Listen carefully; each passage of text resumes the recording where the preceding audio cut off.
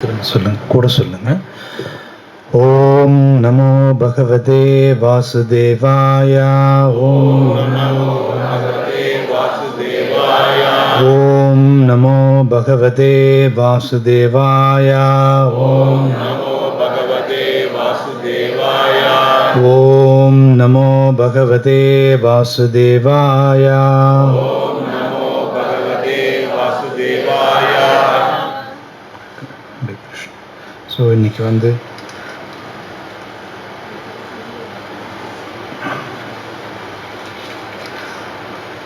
ஒன்பதாவது பகவத்கீதை 9வது அத்தியாயம் 18வது ஸ்லோகம் வந்து நம்ம பார்க்க இருக்கிறோம். கதிர் பர்த்தா பிரபு சாக்ஷி நிவாச சரணம் சுக்ருத் பிரபவ பிரளயஸ்தானம் நிதானம் பீஜம் அவ்யயம். மொழிபெயர்ப்பும் பொருளுரையும் வழங்கிய ஆச்சாரியர் அபய சரணாரவிந்த பக்தி வேதாந்த சுவாமி ஸ்ரீல பிரபுபாது கி ஜெய். கூட சொல்லுங்க. கதி இலக்கு, பர்த்தா காப்பவன், பிரபு இறைவன், சாக்ஷி சாட்சி, நிவாச வசிப்பிடம், சரணம் சரணம், சுகிருத மிகவும் நெருங்கிய நண்பன், பிரபவ படைப்பு, பிரளய அழிவு, ஸ்தானம் நிலை, நிதானம் தங்குமிடம், பீஜம் விதை, அவ்யயம் அழிவற்ற. மொழிபெயர்ப்பு கூட சொல்லுங்க. நானே இலக்கு, காப்பவன் தலைவன், சாட்சி வசிப்பிடம், அடைக்கலம் மற்றும் மிக நெருங்கிய நண்பன். நானே படைப்பு, அழிவு, எல்லாவற்றின் ஆதாரம், தங்குமிடம் மற்றும் நித்தியமான விதையும் ஆவேன். பொருளுரை. கதி என்றால் நாம் செல்ல விரும்பும் இலக்கு. ஆனால் இறுதி இலக்கு கிருஷ்ணரே. மக்கள் இதை அறியாமல் இருந்தாலும் சரி, கிருஷ்ணரை அறியாதவன் தவறாக வழிநடத்தப்பட்டவன். அவனுடைய பெயரளவு முன்னேற்றம் முழுமையானதல்ல, சில நேரங்களில் பொய்யானதாகவும் அமைகின்றது. தேவர்களை இறுதி இலக்காக கருதுபவர் பலர் உண்டு. அவர்கள் அக்குறிப்பிட்ட இலக்கை அடைவதற்காக கடுமையான விதிமுறைகளை பின்பற்றி சந்திரலோகம், சூரியலோகம், இந்திரலோகம், மகரலோகம் போன்ற பல்வேறு லோகங்களை அடைகின்றனர். ஆனால் கிருஷ்ணரின் படைப்புகளான இந்த லோகங்கள் அனைத்தும் ஒரே சமயத்தில் கிருஷ்ணராகவும் கிருஷ்ணர் அல்லாமலும் இருக்கின்றன. கிருஷ்ணருடைய சக்தியின் தோற்றங்கள் என்பதால் இவை கிருஷ்ணரே.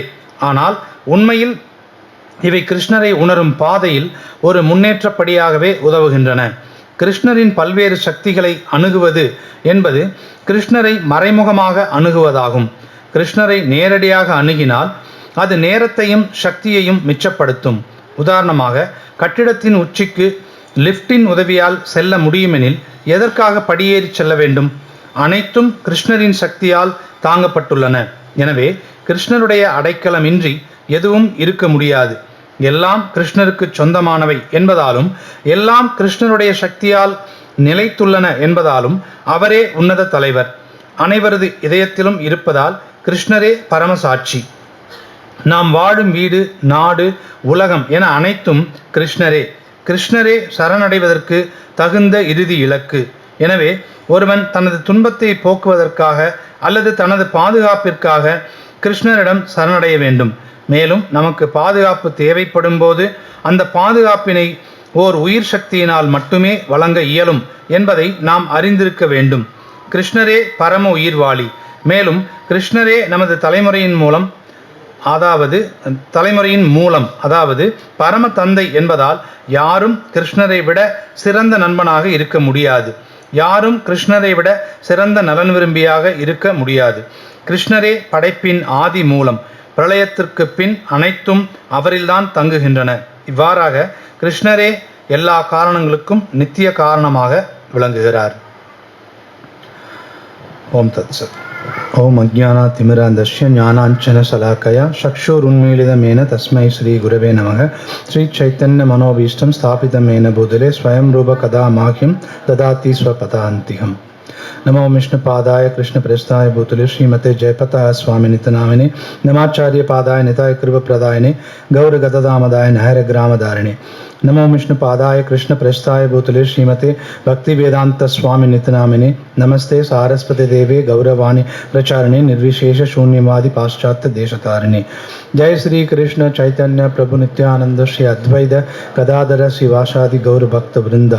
हरे कृष्णा कृष्ण कृष्णा हरे हरे, हरे रामा राम रामा हरे हरे. हरे कृष्ण हरे कृष्णा. ஸோ ஒரு புதன்கிழமையும் ஞாயிற்றுக்கிழமையும் நடக்கிற இந்த சத்சங்க நிகழ்ச்சிகளுக்கு ஈரோடு இஸ்கான் கோவில் மையத்துக்கு வந்திருக்கிறவங்க எல்லாரையும் வரவேற்கிறோம். ஸோ எல்லாருக்கும் நன்றியும் தெரிவிக்கிறோம். இன்னைக்கு வந்து நம்ம 9வது அத்தியாயம் மிக ரகசியமான அறிவு அப்படிங்கிற அத்தியாயத்தோட பேர். இதில் வந்து நம்ம ஒரு 18வது ஸ்லோகம் வந்து நம்ம பார்க்கணும். ஸோ இந்த ஸ்லோகத்தில் வந்து பார்த்தீங்க அப்படின்னா நீங்கள் பிரம்ம சமேதியில் அந்த முதல் ஸ்லோகம் கேள்விப்பட்டிருப்பீங்க. ஈஸ்வர பரம கிருஷ்ண சச்சிதானந்த விக்கிரக அநாதிர் ஆதிர் கோவிந்த சர்வ காரண காரணம் அப்படின்னு கேள்விப்பட்டிருப்போம். சரிங்களா? அதில் வந்து என்னென்னா சர்வ காரண காரணம், எல்லா காரணங்களுக்கும் காரணமானவர் யார் அப்படின்னா கிருஷ்ணா. சரிங்களா? அப்படின்னு பிரம்மா சொல்கிறார், நம்ம சொல்ல. சரிங்களா? பிரம்மா இந்த படைப்போட முதல் உயிர்வாளி. நீங்கள் இப்போ இருக்கிற எல்லா உயிர்வாளிகளையும் படைச்சது பிரம்மா தான். சரிங்களா? பிரம்மா தான் முதல் உயிர்வாளி. அவர் நம்மளை மாதிரி உயிர்வாளி தான், ஆனால் நமக்கு இணையானவர் இல்லை, நம்மளோட மேன்மையானவர். சரிங்களா? நம்மளோட மேலே இருக்கிறவர் அவர் தான் முதல் உயிர்வாளி. அவர் சொல்கிறாரு சர்வ காரண காரணம் யாருன்னு சொல்கிறாரு, கிருஷ்ணான்னு சொல்கிறாரு. சரிங்களா? ஸோ அது அந்த சர்வ காரண காரணங்கிறது அவர் சொல்கிறாரு. இங்கே கிருஷ்ணா சொல்கிறாரு சர்வ காரண காரணம் நான் எப்படி அப்படின்றத இங்கே சொல்கிறார். இந்த ஸ்லோகத்தில் கிருஷ்ணா தானே சொல்கிறார். சரிங்களா? நான் எப்படி சர்வ காரண காரணமாக இருக்கிறேன் அப்படிங்கிற விஷயத்தை அவர் சொல்கிறார். ஸோ இதில் முதல்ல எடுத்துட்டிங்க அப்படின்னு சொன்னால் நானே இலக்கு அப்படின்னு சொல்கிறார். சரிங்களா? இப்போ நம்ம பார்த்தீங்கன்னா இலக்கு அல்லது குறிக்கோள் இதை நம்ம கேட்டோம்னா நம்மகிட்ட எல்லாம் கேட்டால் என்னென்ன சொல்லுவோம்னு நினைக்கிறீங்க? இலக்கு என்ன, உங்களோட வாழ்க்கையோட இலக்கு அப்படின்னு கேட்டால் நம்ம உடனே என்ன சொல்லுவோம்? வீடு கட்டுறதுங்க, அல்லது என்னுடைய பையன் பிள்ளைகளுக்கு கல்யாணம் பண்ணி வைக்கிறது. ஐஏஎஸ் பசங்களை கேட்டிங்கன்னா நான் டாக்டர் ஆகணும், ஐஏஎஸ் கலெக்டர் ஆகணும், பிரைம் மினிஸ்டர் ஆகணும், இது வேணால் சொல்லுவாங்க நிறையா. சரிங்களா? இதெல்லாம் இலக்கு கிடையாது. இலக்குங்கிறது போய் பிரபுபாத சொல்கிறார் நாம் செல்ல விரும்புவது அப்படின்னு சொல்கிறார். இந்த உலகத்துக்குள்ளே நம்ம என்னவா இருக்கணும் அப்படிங்கிறது வந்து இலக்கு கிடையாது. சரிங்களா? ஏன்னா இந்த உலகத்துக்குள்ளே இருக்கிற இலக்குங்கிறது, நீங்கள் வைக்கிற இலக்குங்கிறது ரொம்ப தற்காலிகமானது. சரிங்களா? அந்த இலக்கை அடையிற வரைக்கும் நம்ம இருப்போமான்னு கூட நமக்கு தெரியாது. ஒரு சில பேருக்கு வீடு கட்டணும்னு விருப்பம் இருக்கும், அந்த வீட்டை கட்டி முடிக்கிற வரைக்கும் இருப்பாங்களான்னு தெரியாது, இல்லைங்களா? அப்போ இந்த உலகத்தில் நாம் வந்து எதெல்லாம் இலக்குன்னு வைக்கிறோமோ அதெல்லாம் ரொம்ப தற்காலிகமானது. இறுதியான இலக்கு அப்படிங்கிறது என்னென்னா நம்ம போய் செல்ல விரும்புகிற இடம். சரிங்களா? அது எது அப்படின்னு சொன்னால் கிருஷ்ணர் தான். சரிங்களா? கிருஷ்ணர் தான் நம்ம போய் அடைய வேண்டிய இலக்கு. ஆனால் நமக்கு வந்து அறியாமையினால் நம்ம என்ன நினைக்கிறோம் அப்படின்னு சொன்னால் இங்கே எதையாவது வந்து நம்ம இலக்காக சொல்லிகிட்டு இருக்கிறோம். எனக்கு சில பேருக்கெல்லாம் நான் அமெரிக்கா போகணும் அப்படின்னு கூட ஒரு விருப்பம் இருக்கும். அது ஒரு இலக்காக வச்சுட்டு போகிறவங்களா இருப்பாங்க, அமெரிக்காவில் போய் வேலை பார்க்கணும் அப்படின்ட்டு. இந்த உலகத்தில் நீங்கள் வைக்கிற எல்லா இலக்குமே தற்காலிகமானது. இறுதி இலக்கு கிருஷ்ணர் அப்படிங்கிறத நம்ம முதல்ல புரிஞ்சுக்கணும். நமக்கு அறியாமையினால் நம்ம இதெல்லாம் இலக்குன்னு நினச்சிக்கிறோம்.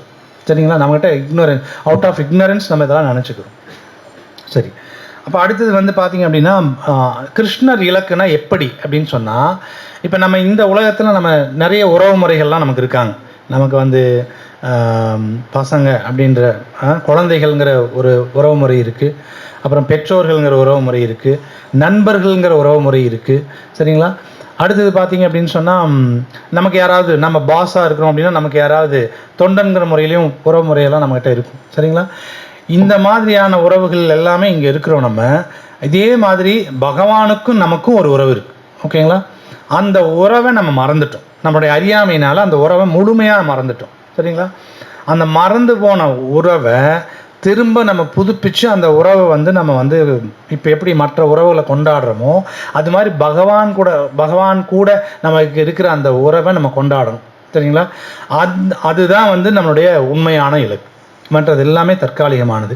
சரி, இந்த தற்காலிகமான இலக்கெல்லாம் வச்சுட்டு நம்ம என்ன செய்கிறோம் அப்படின்னு யோசிச்சு பார்த்தீங்கன்னா, இப்போ நான் கலெக்டர் ஆகணும் அப்படின்னு ஒருத்தன் ஒரு இலக்குன்னு ஒன்று சொல்கிறான்னு வச்சுக்கோங்களேன். அவனுடைய பின்னாடி அவனுக்கு அதில் என்ன விருப்பம் இருக்கும் அப்படின்னு பார்த்தீங்கன்னா, அதில் ஒரு புலன் திருப்தி. ஒரு மாவட்டத்தோட கலெக்டர் அப்படின்னு சொன்னால் எனக்கு பெரிய புகழ் இருக்கும், பெரிய மரியாதை இருக்கும் அப்படிங்கிற ஒரு புலன் திருப்தி. சரிங்களா? நான் வந்து ஒரு பெரிய பிஸ்னஸ் மேன் ஆகணும், அது என்னோட இலக்கு அப்படின்னு ஒருத்தன் வச்சுக்கிறாங்கன்னா, அவங்க அது மூலமாக நிறைய சம்பாதிக்கணும்னு நினைக்கிறாங்க. சம்பாதிச்சு நான் மறுபடியும் என்னை திருப்திப்படுத்திக்கணும், என் வாழ்க்கையை ரொம்ப சுகபோகமாக வச்சுக்கணும் அப்படின்னு நம்ம நினைக்கிறோம். ஸோ அது பார்த்தீங்கன்னா இது அப்போ நம்மளுடைய இந்த உலகத்தில் நம்ம வைக்கிற இலக்குங்கிறது எல்லாமே எப்படி இருக்கும்னா, நம்மளுடைய சொந்த புலன்களை திருப்திப்படுத்துறதுக்கானதாக இருக்கும். சரிங்களா? இந்த நம்மளுடைய புலன்களை திருப்திப்படுத்திக்கிறது மூலமாக நாம் சந்தோஷமாக இருக்கணும் அப்படின்னு சொல்லி நம்ம விருப்பப்படுறோம். ஆனால் உண்மை என்னென்னா, இந்த உலகம் முழுக்க இருக்கிற சந்தோஷங்கிறது ரொம்ப தற்காலிகமானது. எல்லா சந்தோஷமுமே, எதுவுமே சொல்லப்போனால் இந்த உலகத்தில் சந்தோஷம்னு ஒன்று கிடையவே கிடையாதுன்னு தான் சொல்கிறாங்க. சரிங்களா? நம்ம சந்தோஷம்னு மகிழ்ச்சின்னு எதை நினச்சிக்கிறோன்னா, பிரபுபாத சொல்கிறார், தொடர்ச்சியாக பிரச்சனைகள் சந்திச்சிட்ருக்கிறோம். இடையில வந்து ஒரு பிரச்சனைக்கு இன்னொரு பிரச்சனைக்கு இடையில அந்த பிரச்சனை வர்றதுக்கான ஒரு கேப் கிடச்சதுன்னா ஓகே, ரொம்ப சந்தோஷமாக இருக்கிறோம் அப்படின்னு நம்ம நினச்சிக்கிறோம் அப்படிங்கிறது. இந்த உலகத்தில் ஆக்சுவலாக வந்து நமக்கு சந்தோஷங்கிறது உண்மையான சந்தோஷம் கிடைக்காது. சரிங்களா?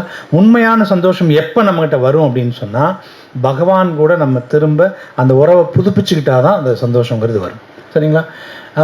எப்படி அப்படின்னு சொன்னால், இப்போ நம்ம வந்து இப்போ என்னோடய கை இந்த உடலோட ஒட்டி இருக்கும்போது, இந்த உடலோட ஒரு பகுதியாக இருக்கும்போது இந்த உடலுக்கு தேவையான சேவையெல்லாம் இது நல்லா செய்யும்.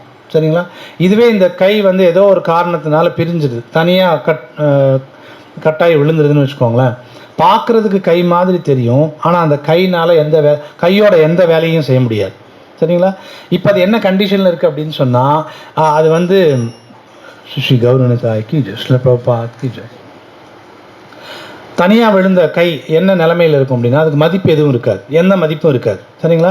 அப்போ நம்ம பகவானை விட்டு நம்ம விலகி இருக்கிறோம் அப்படிங்கிறப்போ நமக்கு வந்து என்ன இருக்காது, நமக்கு அந்த உறவு முறை இல்லாமல் தனியாக இருக்கிறோன்னா, எப்படி தனியாக விழுந்திருக்கிற கை இந்த உடலுக்கு அதுக்கும் மதிப்பு இருக்காது, இந்த உடலுக்கான சேவையும் எதுவும் செய்ய முடியாதோ, அது மாதிரி தான் பகவானை விட்டு பிரிஞ்சிருக்கிறதுனால நம்ம வந்து மகிழ்ச்சியை அனுபவிக்க முடியாது, பகவானுக்கு சேவையும் செய்ய முடியாது.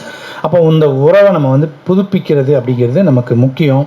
ஸோ கிருஷ்ணா சொல்கிறாரு, நான் தான் இலக்கு, நீ எதேதோ இலக்குன்னு சொல்லி தேட வேண்டாம் அப்படின்னு சொல்லி சொல்கிறார். சரிங்களா? ஸோ அடுத்தது பார்த்தீங்க அப்படின்னு சொன்னால், இன்னொன்று வந்து நம்ம வந்து பகவானுடைய பின்ன பகுதிகள் தான் நம்ம. அதனால் பகவானுக்கு சேவை செய்கிறது. இப்போ கை வந்து உடலோட பின்ன பகுதி, அதனால் கையோட வேலை என்னென்னா உடலுக்கு சேவை செய்கிறது. சரிங்களா? அது மாதிரி நம்ம வந்து பகவானுடைய பின்ன பகுதி, அதனால் நம்ம கண்டிப்பாக பகவானுக்கு சேவை செய்ய வேண்டியது நம்மளுடைய கடமை. சரிங்களா? மமவம்சோ ஜீவலோகே ஜீவபூத சனாதன அப்படின்றார். மன சஷ்டான் இந்திரியானி பிரகிருதிஸ்தானி கர்ஷதி அப்படின்றார். மனம் உட்பட 6 புலன்களோட நம்ம என்ன செய்கிறோம்னா கஷ்டப்படுறோம் அப்படின்னு சொல்லி கிருஷ்ணா சொல்கிறார். சரிங்களா? அதுக்கு காரணம் என்ன அப்படின்னா, நம்ம வந்து பகவான் கூட இருக்கிற அந்த உறவு முறையை நம்ம வந்து டோட்டலாகவே மறந்துட்டோம், மொத்தமாகவே மறந்துட்டதனுடைய விளைவு தான் நம்ம 6 புலன்களோட கஷ்டம்தான் படுறோம் அப்படின்னே அவர் சொல்கிறார். சரிங்களா? அதுவும் எந்த மாதிரியான கஷ்டம் அப்படின்னா, கட்டுண்ட வாழ்க்கையிலேருந்து நம்ம கஷ்டப்படுறோம் அப்படிங்கிறது. கட்டுண்ட வாழ்க்கை அப்படிங்கிறது மாயையினுடைய பிடியில் நம்ம இருக்கிறோம் அப்படின்றது சொல்கிறாங்க. கட்டுண்ட வாழ்வு அப்படின்னு சொன்னால், நான் சுதந்திரமாக எல்லாத்தையும் செய்ய முடியாதுங்கிறத நம்ம புரிஞ்சுக்கணும். என்னுடைய கை கால் எல்லாத்தையும் கட்டி வச்சிட்றாங்க, பின்னாடி இழுத்து எல்லாம் போட்டு கட்டி வச்சிட்றாங்க அப்படின்னா, நான் நினச்ச மாதிரி என்னால் எந்த வேலையும் செய்ய முடியாது. அந்த மாதிரியான ஒரு சூழ்நிலை தான் நம்ம இங்கே இருக்கிறோம். சரிங்களா? கட்டுண்ட வாழ்க்கை. இப்போ நம்ம யோசிக்கலாம், அப்படிலாம் இல்லைங்களே, நமக்கு விருப்பப்பட்டதெல்லாம் செய்ய முடியுதே அப்படின்னு நமக்கு ஒரு எண்ணம் இருக்கலாம். நீங்கள் யோசிச்சு பாருங்கள், உங்களுக்கு இட்லி வந்து ஒரு 6 இட்லி உங்களால் சாப்பிட முடியும் அப்படின்னு வச்சுக்கோங்க. இப்போ உங்களுக்கு நீங்கள் விருப்பப்படுறீங்க, நான் ஒரு 15 இட்லி சாப்பிடணுன்னு விருப்பப்படுறேன், சாப்பிட்டு பாருங்கள். நம்ம இஷ்டத்துக்கு செய்ய முடியாது. நீங்கள் நினைக்கலாம், விருப்பப்படலாம், நான் செஞ்சுருவேன், என்னால் தான் எல்லாம் நடக்குதுன்னு. சாப்பிட்டீங்கன்னா சரிக்காது. சரிங்களா? ப்ராப்ளம் ஆகிடும். அப்படின்னா என்னென்னா, நான் நினச்சது எல்லாத்தையும் செஞ்சிட முடியுமானா செய்ய முடியாது. அவ்வளோ சுதந்திரமெல்லாம் நம்மகிட்ட இல்லை. நம்ம கொடுத்துருக்கிற சுதந்திரம் வந்து கொஞ்சோண்டு சுதந்திரம். அந்த சுதந்திரத்தை நம்ம என்ன பண்ணுறோம் அப்படின்னா, திரும்ப திரும்ப நம்மளுடைய புலன்களை திருப்திப்படுத்துறதுக்காக நம்ம உபயோகப்படுத்திகிட்டு இருக்கோம். ஆக்சுவலாக கிருஷ்ணா இங்கே என்ன சொல்கிறாருன்னா, உன்னுடைய புலன் திருப்திக்காக நீ வேலை செய்யக்கூடாது, நான் தான் இலக்கு, என்னுடைய திருப்திக்காக நீ வேலை செய்யணும் அப்படின்னு சொல்லி சொல்கிறார். சரிங்களா? ஸோ இதுதான் ஃபஸ்ட்டு வந்து அதில் வந்து பொருளுரையிலும் வந்து அது முதல்ல கதி பற்றி எழுதியிருக்கார். ஸோ அடுத்தது பார்த்தீங்கன்னா பர்த்தானா யார் அப்படின்னு சொன்னால் மெயின்டைனர், காப்பாற்றுறவங்க. சரிங்களா? இப்போ நம்ம எவ்வளோ பேரை காப்பாற்றுறோம்னு நினைக்கிறீங்க? மீறி போனால் வீட்டில் ஒரு 4 பேர் இருப்பாங்க. 4 பேரை காப்பாற்றுறதுக்கு எவ்வளோ சிரமப்படுறோம் இல்லைங்களா? 4 பேரை காப்பாற்றுறதுங்கிறது எவ்வளோ சிரமப்படுறோம். அதுவும் வீட்டில் ஒரு பையனை ஸ்கூலில் எல்லாம் சேர்த்துட்டோம்னா அந்த பையன் ஸ்கூல் ஃபீஸ் கட்டுறதுக்கே பயங்கர சிரமப்படுறோம். இன்றைக்கி ஸ்கூல் ஃபீஸ் எல்லாம் எதுக்கு எடுத்தாலும் 2 லட்ச ரூபா 2 லட்ச ரூபா. எல்கேஜி தான் படிப்பான், ஏபிசிடிக்கே 2 லட்ச ரூபா 2 லட்ச ரூபா பே பண்ணுறவங்க இருக்காங்க. சரிங்களா? பயங்கரமாக கஷ்டப்படுறாங்க. நம்ம காப்பாற்றுறது 4 பேர், அதுவே முடியல. ஆனால் கிருஷ்ணா எவ்வளோ பேரை காப்பாற்றுறாருன்னு யோசிச்சு பாருங்கள். இருக்கிற எல்லா 84 லட்சம் வகையான உயிரினங்களையும் காப்பாற்றுறாரு. அதில் நம்ம எவ்வளோ பேர் இருக்கிறோம் அப்படின்னு நினைக்கிறீங்க? நம்ம மனிதர்கள் வகை வந்து பார்த்திங்கன்னா ஒரு 4 லட்சம் இருக்குது. அதுலேயும் அந்த தேவர்கள், கந்தர்வர்கள் அப்படின்னு நமக்கு மேலே இருக்கிறவங்கலாம் ஒரு 2 லட்சம் பேர் போயிட்டாங்கன்னா மனிதர்கள் வகைகளில் ஒரு 2 லட்சம் பேர் தான் இருப்பாங்க. இந்த 2 லட்சம் பேரை வந்து நம்மளை காப்பாற்றிக்கிறதுக்கு நம்ம பொருளாதார பிரச்சனையெல்லாம் உருவாக்கிட்டு இருக்கிறோம். சரிங்களா? பொருளாதாரம் வந்து பின்தங்கி இருக்குது, பொருளாதாரம் வந்து நான் சரி பண்ணணும், 5 ஆண்டு திட்டம் 10 ஆண்டு திட்டம் என்னென்னமோ திட்டமெல்லாம் போடுறோம். அப்போ கிருஷ்ணா போட்டால் எத்தனை திட்டம் போடணும்? 84 லட்சத்தில் 82 லட்சத்தை எந்த திட்டமும் இல்லாமல் காப்பாற்றிட்டு இருக்கிறார். சரிங்களா? எந்த 5 ஆண்டு திட்டமும் இல்லாமல் காப்பாற்றிட்டு இருக்கிறார். ஓகேங்களா? நம்ம 5 ஆண்டு திட்டம் போட்டுமே வந்து கடைசியில் பல பேருக்கு வந்து வரியை போட்டு வரியை வாங்க வேண்டியதாக தான் இருக்கே தவிர காப்பாற்றுறதுக்கு முடியுதானா முழுசாக முடியாது. இங்கே இருக்கிற நம்மளுடைய தலைவர்களால் அல்லது நம்மளால். அப்போ பகவான் எவ்வளோ பெரியவர் அப்படிங்கிறத நம்ம புரிஞ்சுக்கணும். சரிங்களா? இந்த ஸ்லோகமே வந்து அதுக்காக தான். முதல்ல ஏன் பகவான் எவ்வளோ பெரியவர்னு புரிஞ்சுக்கிட்டாதான் நமக்கு வந்து பகவான் கூட நம்ம வந்து ஏன் நம்ம தொடர்பில் இருக்கணும், பகவானால் நமக்கு என்ன நன்மை நடக்க போகுதுங்கிறது புரியும். இல்லைன்னா நம்ம என்ன நினைப்போம்னா பகவானுடைய பெருமை தெரியலன்னா நம்ம அவரை கூட நம்ம எப்படி நம்ம நடந்துக்கணுங்கிறதே நமக்கு தெரியாது இல்லைங்களா? இப்போ ஒருத்தர் வரார் நம்ம வீட்டுக்கு, சும்மா ஒரு தாடி வச்சுட்டு ஒரு ஜிப்பா போட்டு ஒருத்தர் வராரு அப்படின்னு சொன்னால் நம்ம என்ன பண்ணுவோம்? சாதாரணமாக வாங்கன்னு கூட கூப்பிட மாட்டோம். என்னன்னு கேட்டு வாசல்லையே கேட்டு அப்படியே அனுப்பிச்சுட்ருவோம். இப்போ இதே வந்திருக்குது ஒரு பிரதம மந்திரி அப்படின்னு நமக்கு தெரியுதுன்னு வச்சுக்கோங்களேன், உடனே நம்மளுடைய கவனிப்பெல்லாம் எப்படி இருக்கும்? நம்ம வீட்லேயே இருக்கிற ரொம்ப பெஸ்ட்டு ஒரு சேர் எடுத்து போடுவோம், அவரை உட்கார வைப்போம், என்னெல்லாம் பெஸ்ட்டாக கொடுக்க முடியுமோ அதெல்லாம் செய்வோம். நம்ம பகவானையும் அவருடைய பெருமை என்னங்கிறத புரிஞ்சுக்கும் போது தான் நம்ம பகவான் கூட நம்ம வந்து சரியான முறையில் நம்ம வந்து நடந்துக்குவோம். அப்போ பகவானை பற்றி தெரிஞ்சுக்கணுன்றதுனாலேயே பகவான் வந்து சொல்கிறார். சரிங்களா? என்னை பற்றி தெரிஞ்சுக்கோ அப்படிங்கிறதுனாலேயே இதெல்லாமே சொல்கிறார். அடுத்தது பார்த்தீங்கன்னா இப்போ பொருளாதார பிரச்சனை 82 லட்சம் வகையான உயிரினங்கள் ஏதாவது வேலைக்கு போகுதுன்னு நினைக்கிறீங்களா? காலையில் 8 மணிக்கு ஆஃபீஸ்க்கு கிளம்பி ஓடுறேன், சாயந்தரம் வரைக்கும் நாம் ஓடுறோம். சரிங்களா? நம்மளை காப்பாற்றிக்கிறதுக்கு நம்ம காலையில் 8 மணி 9 மணி, அது சில வீடுகளில் 6 மணி 5 மணிக்கே எல்லாம் ரெடியாகி ஓடுனோம்னா சாயந்தரம் வரைக்கும் ஓடிட்டு திரும்பி வர வேண்டியதாக இருக்குது. சில பேருக்கு நைட்டு 9 10 கூட ஆகலாம். எங்கேயாவது மற்ற 82 லட்சம் வகைகளில் ஒரு யானை நம்ம சாப்பிட்றத காட்டிலும் பல மடங்கு சாப்பிடும். கிட்டத்தட்ட ஒரு 150 கிலோ வரைக்கும் சாப்பிடும் யானையெல்லாம் ஒரு நாளைக்கு. சரிங்களா? நம்ம சாப்பிட்டா ஒரு நாளைக்கே ஒரு அரை கிலோ தான் சாப்பிடுவோம். 4 பேர் சேர்ந்து சாப்பிட்டா வீட்டில் 150 கிலோவே ப்ரொவைட் பண்ணுறாரு. நம்ம வந்து என்ன நினைக்கிறோம்னா கடவுள் நம்மளை காப்பாற்றல, நம்ம தான் நம்மளை காப்பாற்றிக்கிறோம் அப்படின்னு நம்ம நினைக்கிறோம். சரிங்களா? காப்பவர் பகவான் தான் அப்படிங்கிறத நம்ம புரிஞ்சுக்கணும். சரிங்களா? ஸோ அதுதான் வந்து கிருஷ்ணா இங்கே சொல்கிறது, காப்பவன் நான் தான் அப்படின்னு சொல்லிட்டு. அடுத்தது பார்த்தீங்க அப்படின்னு சொன்னால் தலைவன். அது வந்து எல்லா விஷயங்களையும் காப்பதுனால அவர் தான் இறைவன், அவர் தான் தலைவன் அப்படிங்கிறது. பிரபுன்னா வந்து என்னென்னா மாஸ்டர் அப்படின்னு அர்த்தம். தலைவன் அல்லது இறைவன் அப்படிங்கிறது அர்த்தம். சரிங்களா? அடுத்தது சாட்சி. நம்ம வந்து ஆக்சுவலாக பகவான் வந்து என்ன சொல்கிறார் அப்படின்னு சொன்னால் முதல்ல இதை 15வது அத்தியாயத்தில் சொல்கிறார், எங்கே இருக்கிற அப்படின்னு சொல்கிறார். சர்வஸ்சாகம் ஹிருதி சன்னிவிஷ்டோ, எல்லாருடைய ஹிருதயத்தில் நான் உட்காந்துருக்கிறேன் அப்படிங்கிறார். சரிங்களா? எல்லாருடைய நம்ம மனிதர்களுடைய ஹிருதயத்தில் மட்டும் கிடையாது. சரிங்களா? ரொம்ப சின்ன புழுவாக இருந்தால் கூட அந்த புழுவோட ஹிருதயத்திலையும் வந்து பகவான் உட்காந்துருக்காரு. சரிங்களா? அந்த இதுலேயும் அவர் உட்காந்துருக்கார். ஸோ உட்காந்துருந்து என்ன பண்ணுறாரு அப்படின்னு சொன்னால் சாட்சி அப்படின்றார். சரிங்களா? நான் சாட்சியாக உட்காந்துருக்கிறேன். 2 விதமான விஷயங்கள். ஒன்று வந்து அவர் பகவான் இந்த மாதிரி எல்லாருடைய ஹிருதயத்தில் உட்காந்துட்டு 2 விஷயம், நான் ஏதாவது ஒரு செயல் செய்யணும்னு விருப்பப்படுறேன்னு வச்சுக்கோங்களேன், அந்த செயல் செய்கிறதுக்கான அனுமதி அவர் கொடுக்குறாரு. அவர் அனுமதிக்கலைன்னு வச்சுக்கோங்களேன், அந்த செயல் நான் செய்ய முடியாது. எந்த செயலாக இருந்தாலும் சரி. ஈவன் பேங்க்கில் வந்து போயிட்டு இன்றைக்கி கொள்ளையடிக்கணும்னு ஒருத்தர் பிளான் பண்ணுறாரு அப்படின்னா அவருக்கு வாய்ப்பு அடுத்த நாள் பேப்பரில் ஒருத்தர் பேங்க்கை கொள்ளையடிச்சா நியூஸ் வருதுன்னா முதல் நாள் அவர் செஞ்சுட்டாருன்னு அர்த்தம். அது கிருஷ்ணா அதுக்கு அனுமதி கொடுத்துருக்கிறாருன்னு அர்த்தம். உடனே என்ன சொல்லக்கூடாது, கிருஷ்ணா வந்து இதெல்லாம் ஹெல்ப் பண்ணுறாரா அப்படின்னு சொல்லக்கூடாது. கிருஷ்ணா என்ன ஹெல்ப் பண்ணுறார் அப்படின்னா, அனுமதி கொடுக்குறாருன்னா, ஒரு தனிப்பட்ட உயிர்வாளி செய்ய விருப்பப்படுற எந்த செயல்லையும் அவர் தலையிடுறதில்லை. சரிங்களா? இதுக்கு நம்ம பிரபு அடிக்கடி ஒரு நல்ல எக்ஸாம்பிள் சொல்லுவார். ஒரு ஒரு பரீட்சை பேப்பர், ஒரு பையன் ஃபெயில் ஆகிடுறான்னு வச்சுக்கோங்களேன். இப்போ பார்த்தீங்கன்னா மார்க்கை திருத்தி போட்டு ஃபெயில் மார்க் போட்டது வாத்தியாராக தான் இருப்பார். சரிங்களா? ஃபெயில் மார்க் போட்டது வாத்தியார் தான். ஆனால் ஃபெயில் ஆனதுக்கு வாத்தியார் காரணமானா வாத்தியார் காரணம் கிடையாது. அவன் என்ன எழுதுனானோ அதுக்கு தான் அவர் போட்டார். சரிங்களா? அந்த பையன் வந்து இவர் தான் என்னை ஃபெயில் பண்ணிட்டாரு அப்படின்னு சொல்ல முடியாது. சரிங்களா? ஆனால் ஃபெயில் பண்ணது அவர் தான், ஃபெயில் மார்க் போட்டது அவர் தான். அதுக்கு அந்த ஃபெயில் மார்க்குக்கு காரணம் அவர் கிடையாது. அது மாதிரி இங்கே செய்கிற செயல்கள், நான் மோசமான செயல்களை நான் செஞ்சால் கூட அது வந்து அந்த செயலுக்கு காரணம் நான் தான். செயலுக்கான அனுமதி அவர் கொடுக்குறாரு. ஏன்னா அந்த உயிர்வாளி விருப்பப்படுது நான் செய்யணும் இந்த உலகத்தில் அப்படின்னு. அப்போ நம்ம செய்கிற செயல்களுடைய பாவ புண்ணியங்கள் அதுக்கான 2 ரிசல்ட்டையும், அல்லது வேறு ஏதாவது இப்போ விளைவு இல்லாத ஒரு செயலாக இருந்தாலும் அந்த அதுக்கு காரணம் வந்து நம்ம தான். ஆனால் அதுக்கு அனுமதி அவர் கொடுக்குறார்.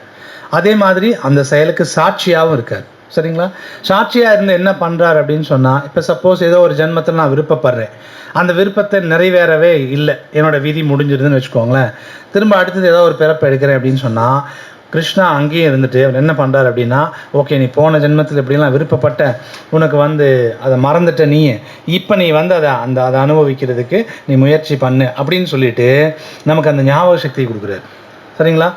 எந்த உயிர்வாளி, ஏன்னா ஒரு உயிர்வாளியோட விருப்பத்தில் கிருஷ்ணா தலையிடுறதே கிடையாது. என்ன விருப்பப்பட்டாலும் அலோவ் பண்ணுறாரு. சரிங்களா? நான் நல்லது விருப்பப்பட்டாலும் அனுமதி கொடுப்பாரு, நான் கெட்டது விருப்பப்பட்டாலும் அனுமதி கொடுக்குறாரு, அதுக்கு வாய்ப்பும் கொடுக்குறாரு. சரிங்களா? ஞாபகப்படுத்துகிறார். அவர் சொல்கிறார், நான் தான் வந்து ஞாபக சக்தி கொடுக்குறேன், நான் தான் உங்களுக்கு மறதியும் கொடுக்குறேன் அப்படின்றாரு. சரிங்களா? சில சமயங்கள் என்ன நினைப்பாங்கன்னா, சில பேர் வந்து கடவுள் கிடையாது, எனக்கு கடவுள் வந்து வேண்டாம் அப்படின்னு கடவுளை மறக்க நினைக்கிறான்னு வச்சுக்கோங்களேன். நாத்தியம் பேசுகிறான் அப்படின்னு சொன்னால் கிருஷ்ணா அதுக்கும் வாய்ப்பு கொடுக்குறாரு. எப்படியெல்லாம் கடவுள் இல்லைன்னு அவனுக்கு புரியணுமோ அது மாதிரி விஷயங்களை எல்லாம் அவனுக்கு கொடுப்பார். ஆனால் அதில் பாதி விஷயங்கள் வந்து ஏன்னா கிருஷ்ணா இருக்கிறது உண்மைன்றதுனால இந்த கிருஷ்ணர் இருக்கிறது சம்மந்தப்பட்ட விஷயங்களை எல்லாத்தையும் மாயாசக்தியோட உதவியினால் மறைச்சிடுவார். அவனுக்கு என்ன தெரியும்னா, கடவுள் இல்லை அப்படிங்கிற விஷயம் புரிகிற மாதிரி என்ன விஷயம் தேவையோ அது மட்டும் அவனுக்கு கிடைக்கும். கடவுள் இருக்கிறாருன்னு சொல்கிற விஷயங்கள் எல்லாத்தையும் மாயாசக்தினால் மறைப்பார். இது பகவானால் முடியும். சரிங்களா? அப்போது கிருஷ்ணா எனக்கு ஞாபக சக்தியும் கொடுப்பாரு, வேணும்னா மறதியும் கொடுப்பார். நான் கிருஷ்ணரை மறக்கணும்னு இல்லை, எதை மறக்கணுன்னாலும் அதுக்கான வாய்ப்பு கொடுப்பார். பகவானை நான் நினச்சிக்கணும்னு சொல்லி நம்ம விருப்பப்படுறோம் அப்படின்னாலும் அதுக்கான வாய்ப்பை கொடுப்பார். சரிங்களா? இப்போ பகவானை நினச்சிக்கிறது நல்லதா மறக்கிறது நல்லதாங்கிறது நம்ம கையில் தான் இருக்குது. சரிங்களா? அடுத்தது வந்து பார்த்திங்கன்னா வசிப்பிடம். ஸோ எல்லா கிரகங்களையும், ஏன்னா சொல்கிறார் சுக்ருதாம் சர்வ பூதானாம் சர்வ லோக மகேஸ்வரம் அப்படிங்கிறார். எல்லா லோகங்களையும் கட்டுப்படுத்துகிற மகா ஈஸ்வரம். சரிங்களா? மகேஸ்வரம் நான் தான் அப்படிங்கிறார். சரிங்களா? பரம ஆளுநர் அவர் தான். அப்படிங்கிறப்போ வசிப்பிடம் அவர் தான். அடுத்தது வந்து பார்த்திங்கன்னா அடைக்கலம். ஸோ அடைக்கலங்கிறது என்ன, நம்ம வந்து யார்கிட்டையாவது அடைக்கலம் புகுந்து தான் ஆகணும்.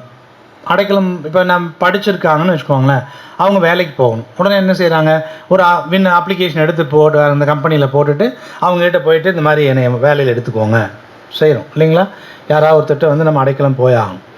இப்போ நீங்கள் பெரிய நாட்டை ஆள்றதுக்கு தகுதியான ஆட்கள் அப்படின்னு வச்சுக்கோங்க, பிரதமர் பதவிக்கு ஒருத்தர் நிற்கிறார், அவர் எங்கே அடைக்கலம் எடுப்பார்னு நினைக்கிறீங்க? தெருவில் இருக்கிறவங்க கூட வந்து எனக்கு தயவு செய்து ஓட்டு போடுங்க, எப்படியாவது என்னை அங்கே உட்காருவீங்க, வந்து அடைக்கலம் எடுத்தே ஆகும். சரிங்களா? அடைக்கலம் யாரும் எடுக்க மாட்டேன் அப்படின்லாம் சொல்ல முடியாது. யாரையாவது அடைக்கலம் எடுக்கிறதுக்கு அவங்க முயற்சி பண்ணியே ஆகணும். வாழ்வாதாரத்துக்காவது அல்லது நான் ஏதாவது ஒரு போஸ்ட்டில் போய் உட்கார்ந்தாலும் போய் கண்டிப்பாக யாராவது ஒருத்தர் போய் அடைக்கலம் இருந்தாகும். ஆனால் கிருஷ்ணா சொல்கிறார், இந்த அடைக்கலம் எல்லாம் வந்து உதவாது அப்படிங்கிறார். சரிங்களா? இந்த அடைக்கலமெல்லாம் உதவாது, இறுதியான அடைக்கலம் நான் தான் எல்லாருக்குமே வந்து அடைக்கலம் கொடுத்தாகணும் அப்படிங்கிறது வந்து கிருஷ்ணா சொல்கிறார். சரிங்களா? அடுத்தது வந்து பார்த்தீங்க அப்படின்னு சொன்னால் மிக நெருங்கிய நண்பன் சுக்ருதம். இது வந்து பிரபுபாத் வந்து சொல்கிறாரு, சுக்ருதம்ங்கிற வார்த்தை வந்து நலன் விரும்பி அல்லது ரொம்ப நெருங்கிய நண்பன். சரிங்களா? இதை வந்து பகவான் தவிர வேறு யாருக்குமே இந்த வேர்டு சுக்ருதம்ங்கிற வார்த்தையை யூஸ் பண்ண முடியாதுங்க. சரிங்களா? எப்படின்னா, இப்போ நம்மளுடைய மிக நெருங்கிய நண்பன், ரொம்ப க்ளோஸ் ஃப்ரெண்ட், நல்லா வந்து ரொம்ப நல்லாவே என்னை பார்த்துக்கிறாருன்னு கூட வச்சுக்கோங்க, கேர் பண்ணிக்கிறாருன்னே கூட வச்சுக்கோங்க. இவ்வளோ காலத்துக்கு மீறி போனால் ஒரு 100 வருஷம் இந்த உலகத்தில் நமக்கு அதிகபட்ச நம்மளுடைய ஆயுட்காலம்னு வச்சுட்டா கூட ஒரு 100 வருஷம். அதுக்கப்புறம் அவர் நம்மளை பார்த்துக்க முடியுமானா முடியாது. ஒன்று நாம் அவருக்கு பாய் சொல்லி ஆகணும், இல்லை அவர் நமக்கு பாய் சொல்லிடுவார். சரிங்களா? நல்ல மனைவி அல்லது நல்ல கணவன், நல்ல குழந்தைகள், நீங்கள் யாரை எடுத்துக்கிட்டிங்கனாலும் எல்லாருமே எப்படி இருந்தாலுமே அவங்க இங்கே வந்து தற்காலிகமானவங்க தான். அதை நம்ம புரிஞ்சுக்கணும். அப்போ வந்து பார்த்தீங்க அப்படின்னா, மிக நெருங்கிய நண்பன். அது எப்படி கிருஷ்ணர் மட்டும் பர்மனெண்ட்டாக இருக்காருன்னா, அதான் இது ஹிருதயத்தில் நீங்கள் என்ன ஒரு பிறவி எடுத்தாலும் ஹிருதயத்தில் வந்து உட்காந்துக்கிறாரு. சரிங்களா? நம்மளை வழிகாட்டுறதுக்கு, நம்மளை பார்த்துக்கிறதுக்கு எல்லா இடத்துலையும் வராரு. எல்லா இடத்துக்கும் ஒருத்தவங்க வருவாங்களான்னு தெரியாது இல்லைங்களா? ஆனால் பகவான் எல்லா இடத்துக்குமே வராரு. நம்ம என்ன பிறவி எடுத்தாலுமே பகவான் பரமாத்மாவாக வந்து கூட இருக்கிறார். அதனால் பார்த்தீங்கன்னா, சுக்ருதம் அப்படிங்கிற வார்த்தை வந்து அவருக்கு தான் வந்து ரொம்ப பொருத்தமான விஷயமா இருக்கும். சரிங்களா? அடுத்தது வந்து பிரபவங்கிறது வந்து என்னன்னு பார்த்தீங்கன்னா படைப்பு. சரிங்களா? இப்போ நம்ம என்ன செய்கிறோம் அப்படின்னு சொன்னால், செங்கல், சிமெண்ட்டு, இப்போ ஒரு உதாரணத்துக்கு ஒருத்தர் வீடு கட்டுறாரு. செங்கல்லாம் எடுத்து கம்பியெல்லாம் வச்சு எல்லாம் ஒரு வீட்டை கட்டிட்டு, இந்த வீட்டுக்கு சொந்தக்காரன் நான் அப்படின்னு கட்டுறவர் சொல்கிறாருன்னு வச்சுக்கோங்களேன், அந்த ஓனர் விடுவார்னு நினைக்கிறீங்களா? மாட்டார். ஏன்னா பொருளெல்லாம் அவர் கொடுத்தது. சரிங்களா? செங்கல், சிமெண்ட்டு, கம்பி எல்லாம் கொடுத்தது ஓனர். வாங்கி எல்லாத்தையும் நான் தான் சரி ரெடி பண்ணி வீடாக்குனன்றதுக்காக அந்த மேஸ்திரி இந்த வீடு என்னோடது அப்படின்னு சொன்னால் அந்த ஓனர் விட மாட்டார். அது மாதிரி இந்த உலகத்தில் இருக்கிற பொருள்கள் எல்லாமே நீங்கள் என்ன எடுத்துட்டாலும் சரி, நீங்கள் நம்ம சாப்பிட்ற தானியங்கள் முதற்கொண்டு கிடைக்கிற அத்தனை கனிம வளங்கள் இருக்கிற ஆறு தண்ணி என்ன வளங்கள் எல்லாம் இருக்கோ எல்லாத்தையும் எடுத்துட்டிங்கனாலும் எதுவுமே மனிதனால் உருவாக்கப்பட்டது கிடையாது. அது ரொம்ப பர்டிகுலராக பிரபுபாத சொல்லுவார். சயின்டிஸ்ட் ஏதோ பெருசாக கண்டுபிடிச்சேன்னு சொல்கிறாங்க. எங்கே ஒரு லேபில், ஆய்வகத்தில் ஒரு இலையை உருவாக்க சொல்லுங்கள் பார்ப்போம் அப்படின்னு சொல்லி கேட்பார். சரிங்களா? ஒரு இலையை கூட நம்ம உருவாக்க முடியாது. அப்போ இத்தனை பேரை காப்பாற்றுறதுக்கான தானியங்கள் உற்பத்தி எப்படி பண்ண முடியும் ஒரு சயின்டிஸ்ட்னால்? அப்போ கொடுக்க வேண்டியது யார் அப்படின்னா பகவான் தான் கொடுக்கணும். பகவான் தான் எல்லாமே கொடுக்குறாரு. சரிங்களா? நாம் என்ன பண்ணுறோம், எடுத்து வாங்கி பெருசாக ஒன்று வந்து ஒரு வானலாவிய கட்டடத்தை கட்டிட்டு இந்த கட்டடம் என்னோடது அப்படின்னு நம்ம சொல்லிக்கிறோம். சரிங்களா? ஆனால் அப்படி கிடையாது. இந்த பொருட்கள் எல்லாமே பகவானால் கொடுக்கப்பட்டது அப்படிங்கிறத வந்து நம்ம புரிஞ்சுக்கணும். ஸோ அதான் இங்கே சொல்கிறார், படைப்பவன் நான் தான் அப்படிங்கிறார், எல்லாத்தோட படைப்பும். அடுத்தது பிரளய, அழிவு நான் தான் அப்படிங்கிறார். சரிங்களா?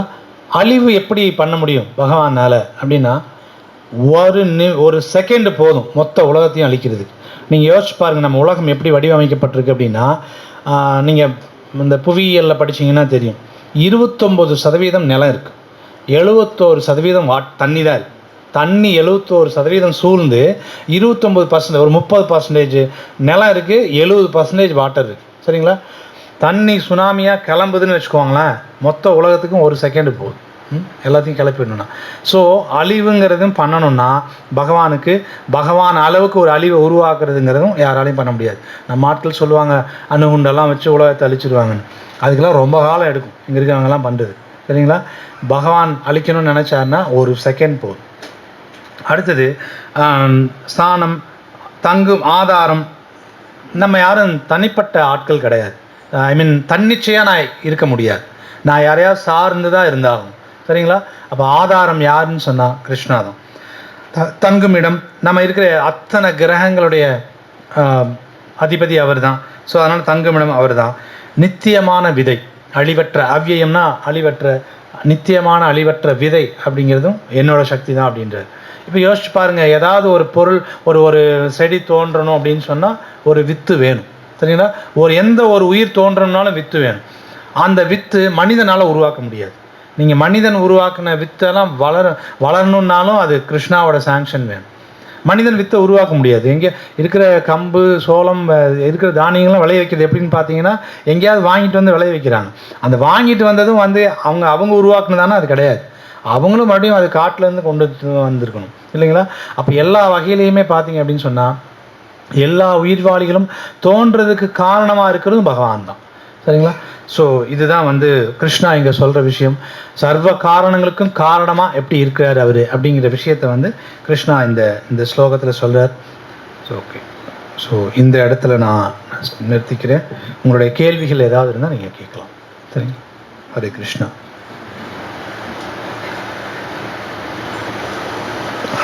உங்களுடைய கேள்விகள்.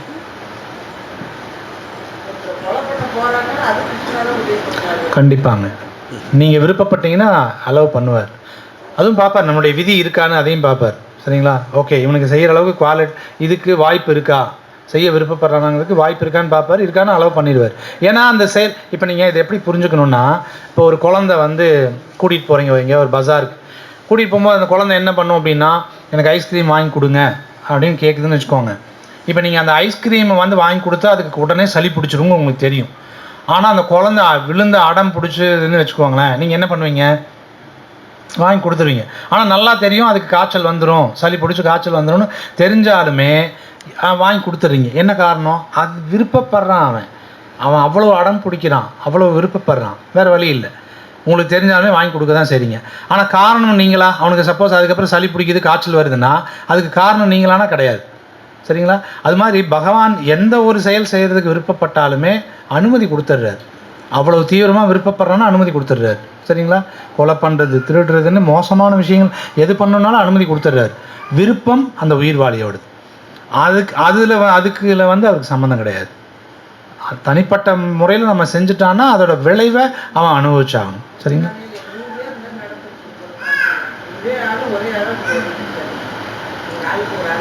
சரி மாதாஜி.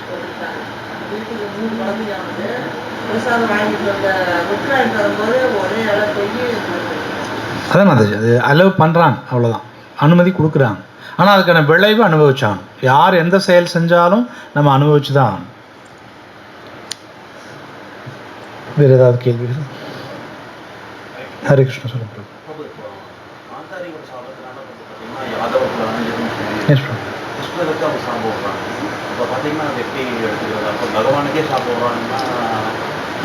ஓகே, ஸோ இது என்னென்னா பிரபு என்ன கேட்குறாருன்னா, காந்தாரியோட சாபத்தினால கிருஷ்ணர் யாதவ குலமே அழிஞ்சது, யதுகுலம் ஃபுல்லாக அழிஞ்சிருச்சு, கிருஷ்ணருக்கே சாபம் வர்றாங்க அப்படின்னு சொல்லிட்டு. கிருஷ்ணர் வந்து இந்த உலகத்தில் நிறைய விதிமுறைகளை வந்து வகுத்திருக்கிறார். அந்த விதிமுறைகள் படி என்னென்ன நடக்கணுமோ அதெல்லாம் நடக்க தான் செய்யும். அது டிஸ்டர்ப் ஆகாது. சரிங்களா? இப்போ வந்து நெருப்பை வந்து அவர் எப்படி படைச்சிருக்கார் அப்படின்னு சொன்னால், நெருப்போட தன்மை என்னென்னா சுடணும், அவ்வளோதான். அதில் யார் தொடுறாங்கன்றதெல்லாம் மேட்ரு கிடையாது. சரிங்களா? அது நடுநிலையாக செயல்படும், அவ்வளோதான். அந்த மாதிரி பல விதிகள் வச்சுருக்கார். நெருப்பை தொட்டவர் டிவோட்டி சுற்றும், அதெல்லாம் டிவோட்டினாலுமே சுடும் நெருப்பு. சரிங்களா? அல்லது இது குழந்தை தொட்டுருச்சு சுடும், பெரியவங்க தெரியாமல் தொட்டாங்க சுடும். சரி, அது மாறாது, விதி வந்து மாற்றிக்காது. சரிங்களா? அது மாதிரி பல விதிகள் கிருஷ்ணா விதிச்சிருக்கிறார். அதில் வந்து பார்த்தீங்க அப்படின்னா ஒரு விதி, பத்தினி சாபம் கொடுத்தா பழிக்கும், இது ஒரு விதி. சரிங்களா? காந்தாரி தர்ம பத்தினி. சரிங்களா? பக்கா தர்ம பத்தினி. ஸோ அவங்க கொடுக்குற சாபம் பழிக்காமல் போச்சுன்னு எங்கேயுமே போகக்கூடாது. ஏன்னா கிருஷ்ணர் விதிச்சது நடந்தாகணும். சரிங்களா? நம்பர் 1. ரெண்டாவது, இப்போ கிருஷ்ணா வந்து இந்த உலகத்தில் என்ன பண்ணுறாரு அப்படின்னு சொன்னால், அந்த துஷ்டர்களெல்லாம் அழிக்கணும், அசுரர்களெல்லாம் அழிக்கணும், பக்தர்களை காப்பாற்றணும், தர்மத்தை நிலைநாட்டணும். அதுக்கு தான் வரார். இப்போ அப்படி வராருன்னு வச்சுக்கோங்களேன், கூடவே அவருடைய பரிவாரங்கள் எல்லாருமே வந்துடுவாங்க. உதாரணத்துக்கு ஒரு சீஃப் மினிஸ்டர் இங்கே வராருன்னு சொன்னால், சீஃப் மினிஸ்டர் யாரையும் கூப்பிட வேண்டியதில்லை. வராருன்னு சொன்னாவே உடனே இங்கே இருக்கிற கலெக்டர், இங்கே இருக்கிற எஸ்பி ஆஃபீஸில் இருக்கிற போலீஸு, இருக்கிற லோக்கலில் இருக்கிற கவுன்சிலர்ஸு எல்லாருமே வந்து உடனே கூடிடுவாங்க வராருன்னு சொன்னால். அப்போ எப்படி பகவான் இந்த உலகத்துக்கு வந்து அவதாரம் பண்ணுறாருன்னு சொன்ன உடனே எல்லாருமே வராங்க. யாரெல்லாம் வராங்கன்னு பார்த்தீங்கன்னா எல்லா தேவர்களும் வராங்க, வந்து பரிவாரங்களில் கலந்துக்கிறதுக்கு வராங்க, நித்திய பக்தர்கள் வராங்க, எல்லோரும் வராங்க. இப்போது அவங்க லீலையெல்லாம் முடிச்சாச்சு, என்ன செய்யணுமோ அந்த தர்மத்தை நிலைநாட்டியாச்சு அப்படின்னு சொன்னால், இப்போ கிருஷ்ணா திரும்பி போகணுமா இல்லையா? அப்போ திரும்பி போகணும்னா அந்த பரிவாரங்கள் மொத்தமும் கிளம்பணும்ல. அப்போ கிளம்பணும் அப்படின்னு சொன்னால் என்ன செய்யணும்? இன்னொன்று, யதுகுலத்தில் இருக்கிற யாரையும் அழிக்க முடியாது, யாரையும் அழிக்க முடியாது. சரிங்களா? வேறு என்ன காரணம்? அவங்க எல்லாமே சக்தி வாய்ந்த தேவர்கள், சக்தி வாய்ந்த பக்தர்கள், யாரும் போய் அழிக்கவே முடியாது. அப்போ என்ன ஆகணும்? அவங்களாம் அந்த வேலையை முடிச்சுட்டு திரும்பி கிளம்பி போகணும். சரிங்களா? அதுக்கு ஏதாவது ஒரு காரணம் வேணும். அதனால் காந்தாரி சொன்ன சாபத்தை ஏற்றுக்கிட்ட மாதிரி ஒரு லீலா, அவ்வளோதான். சரிங்களா? கிருஷ்ணரை சபிக்கிற அளவுக்கெல்லாம் யாரும் கிடையாது. ஓகே. கண்டிப்பாக நீங்கள் வந்து டிவோட்டீஸ் எல்லாத்தையும் வந்து ஏதாவது சாபம் வாங்கினா பழிக்கும். அதனால் நம்ம டிவோட்டீஸ்டெல்லாம் எதுவும் சாபம் வாங்க வேண்டாம். வைஷ்ணவர்களுக்கு யாரும் அபராதம் பண்ண வேண்டாம். ஹரே கிருஷ்ண மகாமந்திரம் யார் ஒருத்தர் ஜபம் பண்ணுறாங்கன்னாலும் நம்ம அவங்க மேலே மரியாதையாக நடந்துக்கணும். சரிங்களா? அவங்களுடைய மற்ற விஷயங்களெல்லாம் நம்ம பார்க்கக்கூடாது. ஜபம் பண்ணுறாங்கன்னாவே நம்ம எந்த பக்தர்களாக இருந்தாலும் அஃப்கோர்ஸ் டிவோட்டீஸ் யாரும் சாபம் தரமாட்டாங்க. சரிங்களா? இருந்தாலும் நம்ம வந்து அதை எடுத்துக்கூடாது. ஹரே கிருஷ்ணா. சரி, வேறு ஏதாவது கேள்விகள் இருக்குங்களா?